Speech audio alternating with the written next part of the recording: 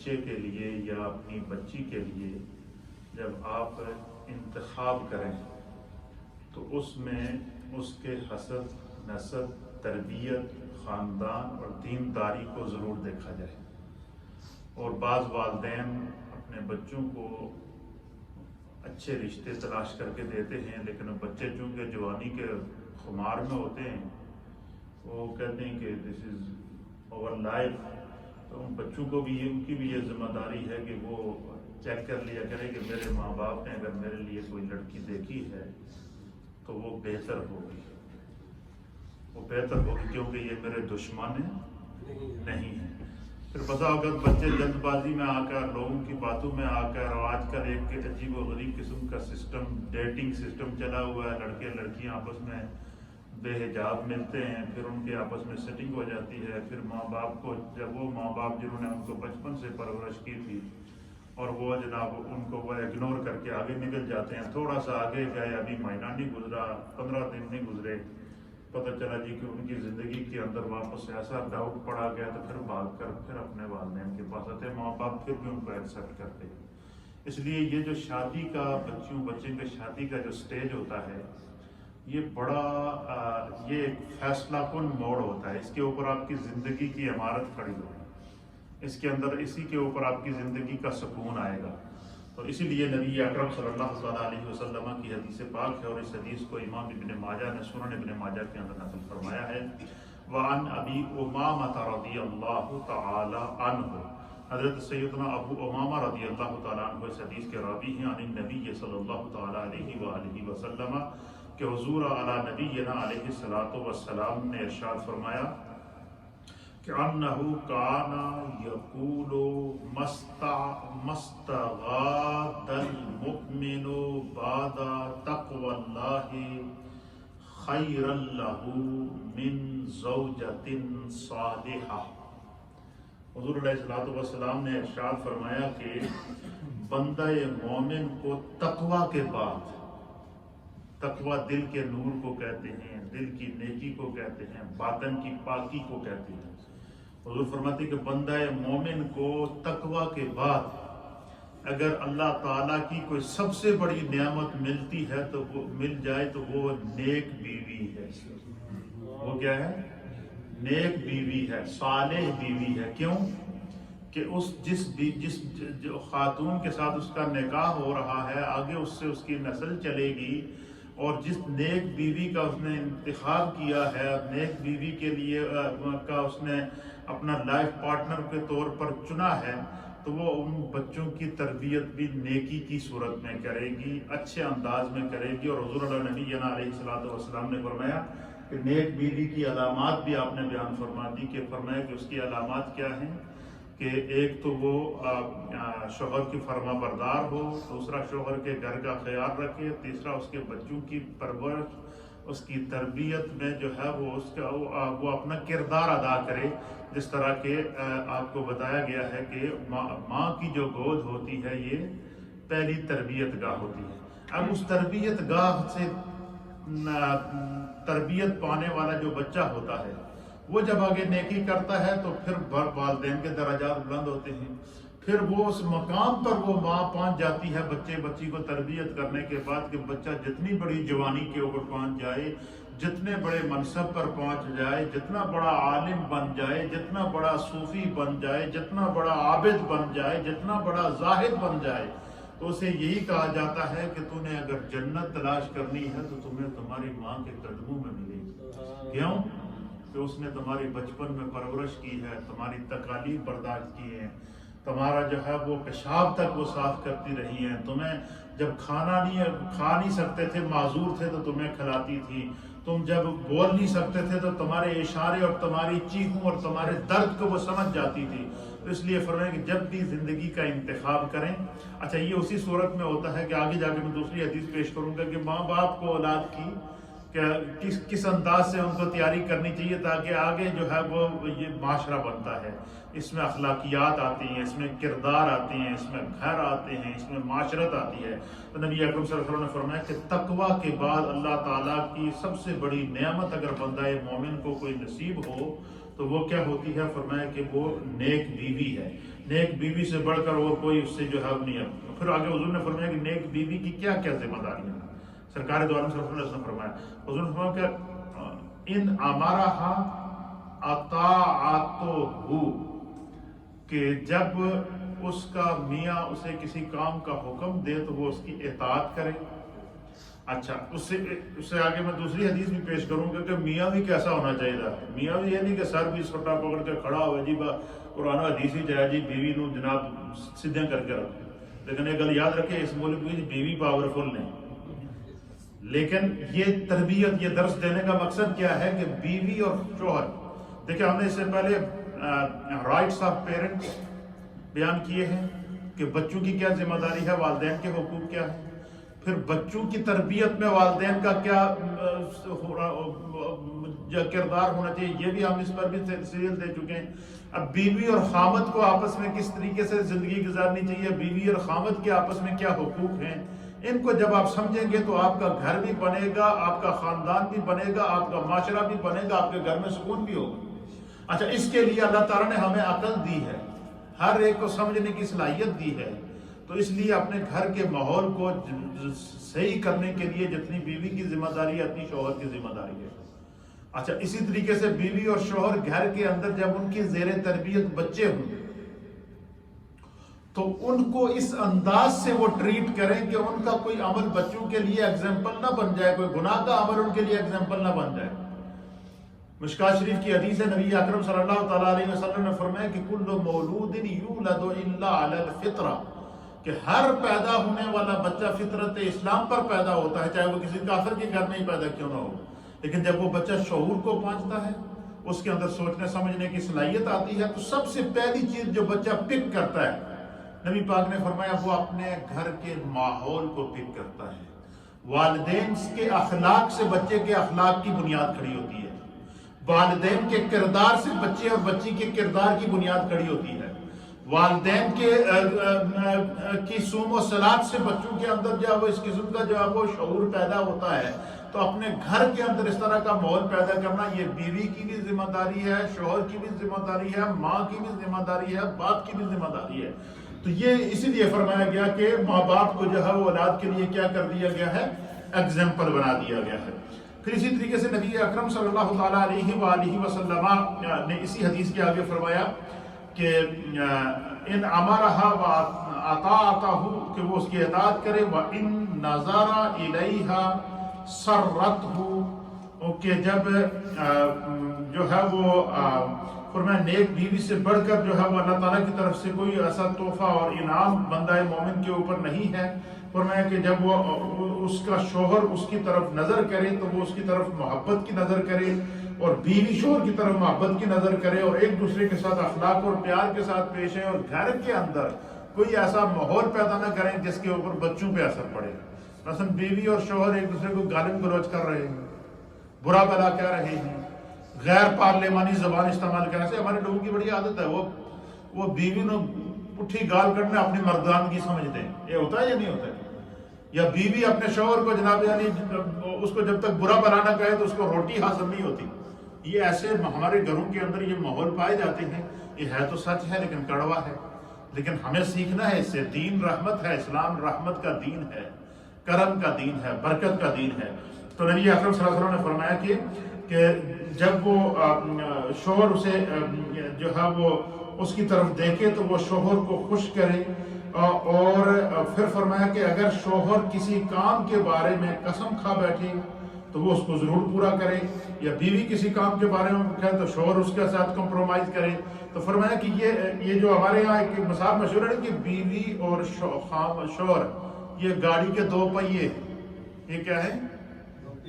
ایک پہیے تو بغیر گڈی نہیں چل سکتی. اس لیے یہ گھر کو چلانا، خاندان کو چلانا، یہ جو ہے وہ پھر اسی طریقے سے نبی اکرم صلی اللہ تعالیٰ علیہ وآلہ وسلم نے فرمایا کہ یہ دوسری حدیث سماعت فرمایا، اس کو امام بہقی نے نقل کر حضرت ابو سعید خدری رضی اللہ تعالیٰ عنہ و حضرت ابن عباس رضی اللہ تعالیٰ عنہ اس کے بیان کرتے ہیں. حضور علیہ الصلوۃ والسلام نے فرمایا کہ جب بیوی اور خامد نیک ہوں گے، صالح ہوں گے، تربیت یافتہ ہوں گے، ان کو اپنی اولاد اور اپنے فیوچر کی فکر ہوگی، اور آپس میں کمپرومائز کر کے وہ زندگی گزار رہے ہوں گے، اور ہر انسان 100% کریکٹ نہیں ہوتا، لیکن کمپرومائز کرنا پڑتا ہے۔ کہیں اگر شوہر کی غلطی ہے تو بیوی اس کو اگنور کر دے، بیوی کی غلطی ہے تو شوہر اس کو اگنور کر دے، اس طریقے سے تاکہ گھر کا ماحول کیا ہو، وہ بنا رہے۔ ایک بات، دوسرا یہ کہ کبھی گھر میں تفریق کا نہ سوچیں۔ بعض اوقات لوگ جب بچوں کی شادی کرتے ہیں تو ان کی سب سے پہلی یہ ہوتی ہے کہ ماں باپ کو جان چھوڑائی جائے۔ حالانکہ ماں باپ کو ان کا ایک اپنا سسٹم ہے، وہ اپنا الگ رہ رہے ہیں۔ آپ کو شادی کے بعد آپ کو الگ روم دے دیا، الگ گھر دے دیا، الگ سب کچھ دے دیا، آزاد کر دیا۔ اس کے باوجود اگر خواہ چیڑ ہو کہ ہم نے والدین سے دور رہنا ہے، تو وہ بندہ اپنی بدبختی کو دعوت دے رہا ہوتا ہے، وہ اپنی محرومی کو دعوت دے رہا ہوتا ہے۔ وہ یہ سمجھا کہ میں بہت بڑا کامیاب ہو گیا ہوں، وہ عورت بھی کبھی کامیاب نہیں ہوگی۔ اچھا یہ اس کا خمیازہ کیا ہوگا؟ اور حدیث کے مطابق نبی پاک صلی اللہ علیہ وسلم نے فرمایا کہ پھر آگے ان کی اولاد ان کے لیے مکافات عمل بنے گی۔ جب وہ خود بڑھاپے کو پہنچ، پھر اس وقت ان کو احساس ہوگا، جب اس وقت احساس ہوگا کہ کاش ہم بھی اپنے ماں باپ کی خدمت کر لیتے، ان کی بات سن لیتے، ان کی بات مان لیتے۔ اور بسا اوقات ماں باپ نے بچوں کے لیے بڑے اچھے اچھے رشتے دیکھے ہوتے ہیں، لیکن بچہ اکڑا ہوا بیٹھا ہے، جناب میں اپنی مرضی کی شادی کرنی۔ اچھا چلو جی، وہ بے بس ہو گئے، زبردستی تو کرا نہیں سکتے۔ اب جو شادی کرا دی ہے تو پتہ 1 مہینے بعد پھر بھاگتے ہوا ہے کہ ہم جو وہ غلطی ہو گئی۔ اس لیے یہ جو زندگی کا سٹیج ہے نا، بچے کو اختیار دیں، بچی کو اختیار دیں، ان سے کہیں کہ بھائی یہ ہم تمہارے ماں باپ ہیں، یہ رشتہ ہے، یہ لوگ ہیں، یہ ان کا خاندانی پس منظر ہے، یہ لڑکی پڑھی لکھی ہے، اس کو ہم جانتے ہیں ایز اے تمہارے والدین، یہ اس رشتے کو ہم تمہارے لیے بہتر سمجھتے ہیں، تم اپنی طرف سے تسلی کر لو۔ یا بیٹا اگر کوئی ایسی چیز دیکھتا ہے تو وہ ماں باپ کو اختیار دے کہ بھائی یہ ایک رشتہ میرے علم میں آیا ہے، اور بظاہر میں نے سنا ہے کہ وہ نیک لوگ ہیں، اچھے لوگ ہیں، اور یہ ان کا خاندانی بیک گراؤنڈ ہے، آپ معلومات کر لیں۔ اچھا جب دونوں طرف سے کمپرومائز ہوگا تو سوال ہی پیدا نہیں ہوتا کہ غلط فہمی پیدا ہو۔ لیکن اگر والدین اپنی جگہ ڈٹے ہوئے ہوں، بیٹا اپنی جگہ ڈٹے ہوئے ہوں، تو شادی کر کے تیسرے دن سارے اپنے اپنے گھروں میں، پھر اس کے بعد پھر یہاں سے ماحول خراب ہوتا ہے۔ یہ ساری چیزیں وہ ہیں کہ یہ ہم نے اس معاشرے کی اصلاح کرنی ہے۔ حضرت ابو سعید خدری رضی اللہ تعالیٰ عنہ بیان کرتے ہیں کہ قال رسول اللہ صلی اللہ تعالیٰ علیہ وآلہ وسلم، کہ نبی اکرم صلی اللہ تعالیٰ علیہ وآلہ وسلم نے فرمایا کہ من ولد له ولد فليحسن اسمه وأدبه فإذا بلغ فليزوجه فإن بلغ ولم يزوجه فأصاب اسما فإنها اسمه على أبيه۔ اللہ، یہ بڑی مزیدار حدیث ہے، آپ میں اس کا ترجمہ کروں گا تو آپ کو ایمان تازہ ہو۔ حضور علیہ السلام نے والدین کی ذمہ داری بتائی ہے اس حدیث کے اندر۔ حضور نے فرمایا کہ جب تمہیں اللہ تعالیٰ اولاد عطا فرمائے، جن کے یہاں اولاد نہیں ہے تو وہ دعائیں مانگتے ہیں، ہمارے پاس آتے ہیں کہ ہمارے لیے دعا کریں، ماں باپ ان کے لیے دعائیں کرتے ہیں کہ ہمارے بچے کو خدا اولاد عطا فرمائے۔ اچھا بعض اولاد بچوں کے لیے کہ اولاد دعائیں مانگ مانگ کر اللہ سے اولاد حاصل کی جاتی ہے، اور وہ بچہ جو دعائیں مانگ مانگ کر اللہ سے حاصل کیا گیا ہے، اس کی تربیت کے اوپر ماں باپ نے اپنی ساری متاع کل لگا دی ہے، وہ جب اس کی جناب تھوڑا سا وہ جوان ہوا تو اس نے سب سے پہلے اپنے ماں باپ کو اگنور کیا۔ ایسا نہیں ہونا چاہیے۔ یہ قرآن پاک نے معیار قائم کیا۔ اللہ فرماتا ہے اف ولا تنہرہما، ان کے سامنے اف بھی نہ کہو اور ان کو جو ہے وہ نہ جھڑکو۔ تو یہ ساری چیزیں وہ کیا ہیں، یہ ہمیں سیکھنی ہے۔ اچھا کوئی بھی ماں باپ، میں آپ کو بتاؤں جیسے ہی بچے کو والدین شادی کرتے ہیں تو والدین کی سب سے پہلی یہ خواہش ہوتی ہے کہ یار انہوں کا گھر بس جائے، انہوں میں سیٹ کر لیں۔ اچھا ماں باپ پہلے بچوں کی پرورش کی فکر میں ہوتے ہیں، پھر ان کی شادی کی فکر میں ہوتے ہیں، شادی کے بعد ان کو یہ فکر ہوتی ہے کہ ان کو اپنا گھر بنا کے دیں تاکہ یہ گزارا کرے اپنی زندگی۔ اچھا ماں باپ تو بچوں کے لیے یہ سوچ رہے ہیں، لیکن بچہ اگر تھوڑی سی بات ہو، بغیر سوچے سمجھے وہ اگر ماں باپ کے سامنے کھڑا ہو جائے اور کہہ دیجیے کہ میری مرضی ہے، تو پھر وہ اپنی مرضی کرتا رہے، بعد میں پھر جو مشکلات آتی ہیں وہ آگے اس کی اولاد کی صورت میں اس کے سامنے کھڑی ہوتی ہے۔ اس لیے یہ معاشرہ، یہ اسلام ہمیں اس چیز کی تعلیم دے۔ حضور علیہ السلام نے فرمایا کہ جب تمہیں اللہ تعالیٰ اولاد عطا فرمائے، اب دیکھیں اب یہاں سے والدین کی تربیت، ماں اور باپ دونوں کی تربیت شروع ہو رہی ہے، دونوں کو نبی پاک پیغام دے رہے ہیں کہ جب خدا تمہیں پہلی اولاد عطا فرمائے، یا جب بھی اللہ تمہیں بیٹا یا بیٹی عطا فرمائے، تو سب سے پہلا کام کیا کرو؟ حضور علیہ السلام نے فرمایا کہ فَلْيُحْسِنْ اسْمَهُ تو اس کا بہترین اچھا بامانہ نیک نام رکھو. اس سے پہلے اس کا کیا ان کا کیا رکھو؟ اچھا نام رکھو. وَأَدِّبْهُ، اور سب سے ماں اور باپ دونوں اپنے بچوں پر یہ فوکس کریں کہ جب تک بچہ شعور کو پہنچتا، بلوغت کو پہنچتا، وہ صرف اور صرف بچے کو ادب سکھائیں. فرمایا جب بچے کو ادب آپ سکھائیں گے، بچہ جب کسی کے سامنے آئے تو یہ تمہارے ابو ہیں، ان کو ابو جی کہو، یہ تمہاری ماں ہیں، ان کو امی جی کہو، یہ تمہاری دادی ہیں، ان کو دادی جان کہو، یہ تمہارے دادا ہیں، ان کو دادا جان کہو. اور پھر جب بچہ بولنا سیکھے تو اس کو کیا سکھائیں؟ اس کو نماز سکھائیں، کلمہ سکھائیں، اس کی زبان پر اچھی اچھی باتیں لائیں. اچھا یہ چیزیں سارے گھر کے اندر سے ہی بچے کے ذہن کے اندر. اب بچے کی کیا ہوتی ہے؟ وہ پرورش. جو چیز اس وقت ماں باپ بچے کے ذہن میں ڈالیں گے وہی وہ جب جتنا بڑا ہوتا جائے گا. ہماری اتنی عمر ہو گئی ہے، آج تک ہمارے ماں باپ نے بچپن میں ہمیں جو لوریاں سکھائی تھی وہ ہمارے ذہنوں میں محفوظ ہے. محفوظ ہے یا نہیں ہے؟ آج تک محفوظ ہیں کہ وہ ہمیں سکھاتی تھی، لوریاں سکھاتی تھی، یہ کرا کریں، یہ کرتے ہیں، یہ کرتے ہیں، یہ ہوتا ہے. کہانیاں سناتی تھیں تاکہ بچے کا ذہن کیا ہو، آگے پیچھے گردشی ایام کی طرف نہ بھٹکے. تو حضور علیہ السلام نے فرمایا کہ سب سے پہلے جب بچہ پیدا ہو تو اس کا نیک نام رکھو. پھر ایک حدیث کے مطابق حضور نبی علیہ السلام نے فرمایا کہ جب بچہ پیدا ہو تو اسے کسی خاندان کے نیک بزرگ سے پہلی گھٹی دلواؤ. جیسا کہ حضور علیہ السلام کی سنت ہے کہ حضور علیہ السلام نے امام حسن مجتبیٰ کو خود اپنے منہ میں کھجور چبا کر ان کو گھٹی دی ہے، اپنی انگلی کے ساتھ شہد لگا کر امام حسین کو گھٹی دی ہے. پھر اسی طریقے سے جو ہے وہ فرمایا کہ جو ہے وہ ان کے اچھے نام رکھو. اور پھر کیا فرمایا وَأَدِّبْهُ، اور اپنی اولاد کو ادب سکھاؤ. فرمایا جتنا اولاد کو ادب سکھاؤ گے اتنے ماں باپ دنیا میں رہیں گے، پھر بھی ان کی عزت کا سبب بنیں گے، دنیا سے چلے جائیں گے. اچھا کوئی بندہ اگر دنیا میں کوئی کسی کو گالن گلوچ کرے نا تو ہمارے ہاں یہ رواج ہے کہ سب سے پہلے کہتے ہیں تھوڑے پڑھانے والے ہی ایسے سے. یہ گل کہتے ہیں یا نہیں کہتے؟ تھوڑے پڑھانے والے ہی ایسے. پڑھانے والے کون ہوتے ہیں؟ پڑھانے والے سب سے پہلے وہ ہوتے ہیں جو جنہوں نے اس کی تربیت کی ہے. بچہ اسکول میں تو 5 سال کے بعد جاتا ہے، یا مدرسے میں 5 سال کے بعد جاتا ہے.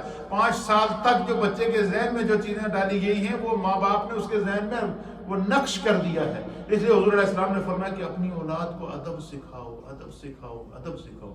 اور دوسرا نبی پاک دوسری حدیث میں حضور علیہ السلام نے فرمایا کہ ادب کے ساتھ ہے اپنی اولاد کو اللہ کے رسول کی محبت اور آل رسول کی محبت ان کے دل کے اندر ڈالو.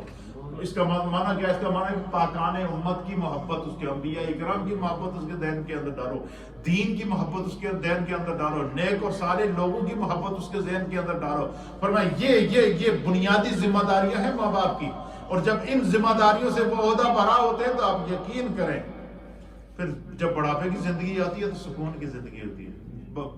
ان کے بچوں کو، اپنے بچوں کی فکر نہیں ہوتی جتنی ماں باپ کی ہوتی ہے. اچھا یہ قدرت ہے کہ نظام میں دیکھیں جو نیک اولاد ہوتی ہے نا وہ اپنے ماں باپ کی فکر کرتی ہے، اور ان کے جو ماں باپ ہوتے ہیں ان کو اپنے پوتوں کی فکر ہوتی ہے، وہ ان کے ساتھ لگے ہوتے ہیں. اور یہ وہ ان کا پیار بچوں سے زیادہ، دادی دادا کو اپنے پوتی پوتوں سے زیادہ پیار ہوتا ہے، وہ ان کی محبت میں جو کھو جاتے ہیں. تو اس لیے فرمایا کہ اپنے گھر کے اندر ایسا ہے. پھر نبی پاک صلی اللہ علیہ وسلم نے کہ تیسری ذمہ داری، پہلی ذمہ داری کیا ہے کہ ان کے اچھے نام رکھو، اور دوسری ذمہ داری کیا ہے؟ ان کو ادب سکھاؤ. اور تیسری ذمہ داری کیا ہے؟ فَإِذَا بَلَغَ فَلْيُزَوِّجْهُ. حضور نے فرمایا کہ جب آپ کی اولاد بالغ ہو جائے تو ان کی شادی کرواؤ، ان کی شادی کے بارے میں سوچو، ان کی شادی کے بارے میں فکر مند ہو جاؤ. کیوں؟ فرمایا کہ جب اولاد بالغ ہو جائے گی، بلوغت کو پہنچے گی، تو اب جو ہے وہ شیطان اس کے ساتھ جو ہے ہو جائے گا، اور شیطان کوشش کرے گا کہ یہ بچہ، نوجوان بچہ ہے یا بچی ہے، یہ گناہ کی زندگی گزارے، یہ گناہ کی طرف جائے، اس کو سبز باغ دکھائے گا، اور وہیں سے بچہ پھر نافرمان ہو جاتا ہے اور کہتا ہے میں اپنی مرضی کروں گا، مرضی کی شادی کروں گا، میری فلاں گرل فرینڈ ہے، میری فلاں جو ہے وہ وہاں پہ میری سیٹنگ ہے. اور پھر جب ماں باپ سب کو بھول جاتا ہے تو پھر حضور علیہ السلام نے فرمایا کہ جس بچے کو تم اس کا اچھا نام رکھو گے، جس بچے کی تم اچھی تربیت کرو گے، جس بچے کو تم نیک بناؤ گے، جس بچے کو تم ادب سکھاؤ گے، وہ بچہ اس انتظار میں ہوگا کہ میرے ماں باپ میرے فیوچر کا کیا فیصلہ کرتے ہیں. وہ بچہ کبھی بھی جو ہے وہ اپنے ماں باپ کے آگے سے دوسری بات ہے نہیں کرے گا. فرمایا کہ جب اور فرمایا کہ اگر آج کے دور میں ہمارے یہاں سب سے بڑی فکر کیا ہے، جو ہے وہ بچے، والدین یہ کہتے ہیں ہمارے بچے نافرمان ہو گئے ہیں، بات نہیں سنتے ہیں اور بہرا روی کا شکار ہیں، آگے ماں باپ کے آگے بولتے ہیں. تو اس کی وجہ کیا ہے کہ انہوں نے کوئی نہ کوئی گھر سے ماحول تو پکڑا ہے نا ایسا. کیونکہ حضور علیہ السلام نے فرمایا کہ بچے کا جو ذہن ہوتا ہے یہ بالکل یہ سفید پیپر کی طرح ہوتا ہے. بچپن میں جو ماں باپ اس کے ذہن پہ لکھتے ہیں وہی اس کا زندگی کا دستور بنتا ہے. تو فرمایا کہ جب بچہ نیک ہوگا، صالح ہوگا، ادب سکھائیں گے اس کو، تو وہ کبھی بھی یہ نہیں، اس کے سب سے پہلی سوچ یہی ہوگی کہ میرے ماں باپ میرے بارے برا نہیں سوچ سکتے. انہوں نے میری اگر اتنی اچھی تربیت کی ہے تو میرے فیوچر کے بارے میں بھی بہت اچھا سوچیں گے. تو اس لیے فرمایا کہ جب بچے کا اچھا نام رکھو، وَأَدِّبْهُ، اور اس کو ادب سکھاؤ، فَإِذَا بَلَغَ، جب وہ بلوغت کو پہنچ جائے، جب بچہ بالغ ہو جائے تو کیا ہو، فَلْيُزَوِّجْهُ، تو ان کی شادی کرواؤ. کیوں؟ آگے حضور نے فرمایا، آگے اس کی علت یہ بیان فرمایا کہ جلدی شادی کیوں کراؤ بچوں کی. سرکار دوارا صلی اللہ علیہ وسلم، فَإِن بَلَغَ، پس اگر تمہارا بچی یا بچہ بالغ ہو گئے، بڑے ہو گئے، وَلَمْ يُزَوِّجْهُ، اور آپ نے ان کی شادی نہیں کرائی یا ان کی شادی کے بارے میں فکر مند نہیں ہوئے، فَأَصَابَ إِثْمًا، تو پھر وہ بچہ گناہ کے راستے پہ لگ جائے گا، عریانی کے راستے پہ لگ جائے گا، فحاشی کے راستے پہ لگ جائے گا. اور یہاں اس ملک کے رہنے والے ہمارے جو والدین ہیں ان کے لیے تو زیادہ چیلنجز ہیں، زیادہ چیلنجز ہیں. یہاں تو خوش قسمت ہیں وہ والدین جن کے بچے ان کے فرما بردار ہیں. اس لیے تھوڑی سی ہمیں اس کے لیے اچھا، اب ہر آنے والا جو دور ہے وہ مشکل دور ہے، ہر آنے والا دور مشکل ہے، چیلنجیبل ہے، چیلنجز بڑھتے رہ جا رہے ہیں. اچھا آپ بے شک جو ہے نا بعض اوقات نوجوان ہوتے ہیں کہ وہ اس چیز کی پرواہ نہیں کرتے، جوانی کا نشہ ہوتا ہے، سب کچھ ہوتا ہے، وہ اپنے بچوں کی بھی پرواہ نہیں کرتے. ماں باپ کی تو دور کی بات ہے، اپنے بچوں کی پرواہ نہیں ہوتی. تو اس لیے جب اللہ تعالیٰ نے آپ کو منصب ماں اور باپ کے منصب پر فائز کر دیا، اب اس کی ذمہ داری کو سمجھیں. اب آپ نے اپنے بچوں کے کرنا. اچھا، اور حضور علیہ السلام نے فرمایا کہ جو لوگ اپنے بچوں کا خیال نہیں رکھتے، ان کو ادب نہیں سکھاتے، ان کا وقت پر نکاح نہیں کرتے اور ان کو جو ہے وہ بری بات پر ٹوکتے نہیں ہیں، تو پھر کیا فرماتے ہیں کہ وَلَمْ يُزَوِّجْهُ، اگر وہ ان کا نکاح نہیں کراتے یا ان کے نکاح کے بارے میں کوئی ایسا انتظام نہیں کرتے، فَأَصَابَ إِثْمًا، تو وہ اگر گناہ کے راستے پہ چلے جاتے، فَإِنَّمَا إِثْمُهُ عَلَىٰ أَبِيهِ، سب سے پہلے ان کا گناہ کا جو بوجھ ہوگا اس کے باپ کے سر پہ جائے گا. ان کے گناہ کا سر ان کے باپ کے سر پر جائے گا، ان کی ماں کے سر کے اوپر جائے گا. اس لیے نبی علیہ الصلوۃ والسلام نے فرمایا کہ جو بچے ماں باپ کے زیر تربیت ہوتے ہیں، فرمایا کہ ان کو جس طرف ماں باپ لگائیں گے سوال ہی پیدا نہیں ہوتا. تھوڑی سی محنت کرا، ہمیں بچوں کو وقت ہی دینا ہے نا. اچھا، یہ محنت کوئی زیادہ نہیں ہوتی، یہ صرف 4-5 سال کی محنت ہوتی ہے ٹوٹل. 4-5 سال میں بچہ لائن پکڑ لیتا ہے. 4-5 سال میں آپ بچے پہ توجہ دیں گے، ہر طرح کی اسے اچھی بات سکھائیں گے، ہر بری بات سے اس کو ڈرائیں گے، ہر بری بات سے اس کو روکیں گے. آپ دیکھیے گا وہ بچہ بے شک تھوڑا سا جب 8-9 سال کا ہو جائے گا تو وہ لائن پہ جائے گا نہیں جو غلط لائن ہے. کیوں؟ اب اس کو ماحول مل گیا، اب اس کو ایک گائیڈ لائن مل گئی، اب اس کو ایک وے آف جو ہے وہ لائف مل گیا، زندگی کا ایک راستہ مل گیا ہے. اس لیے نبی اکرم صلی اللہ تعالیٰ علیہ وسلم نے فرمایا کہ جو ہے وہ یہ جب کریں گے تو فرمایا کہ پھر کیا ہوگا، پھر اس اولاد کو تمہیں بینیفٹ ملے گا، اس کا فائدہ ملے گا. اللہ تعالیٰ ہمیں دین کو سمجھنے کی توفیق عطا فرمائے. آج کی 2-3 احادیث جو ہم نے آپ کی خدمت میں پیش کی ہیں، اس میں ماں باپ کی ذمہ داری کیا ہے، بیوی شوہر کی ذمہ داری کیا ہے، بچوں کی تربیت میں ہمارا کیا رول ہونا چاہیے، اور پھر جب اولاد جوان ہو جائے تو ان کو کس طریقے سے ہمیں جب وہ ٹریک کے اوپر رکھنا ہے. جوان اولاد کو ٹریک پہ رکھنا بہت مشکل ہوتا ہے، لیکن پھر بھی ہمیں محنت کرنی ہے. اپنی طرف سے انسان کوشش کرے، اللہ تعالیٰ اس میں مدد کرے گا. قرآن میں فرماتا ہے لیس للانسان الا ما سعى، انسان کے لیے کوئی کام مشکل نہیں ہے جس کے لیے وہ کوشش کرے. اور فرمایا گیا کہ جس نے کوشش کی، من جد وجد، جس نے کوشش کی اس نے پا لیا. اللہ اس کی مدد کرتا ہے، خدا اس کے لیے آسانیاں پیدا کرتا ہے. اللہ ہمیں دین سمجھنے کی توفیق عطا فرمائے. افطاری سے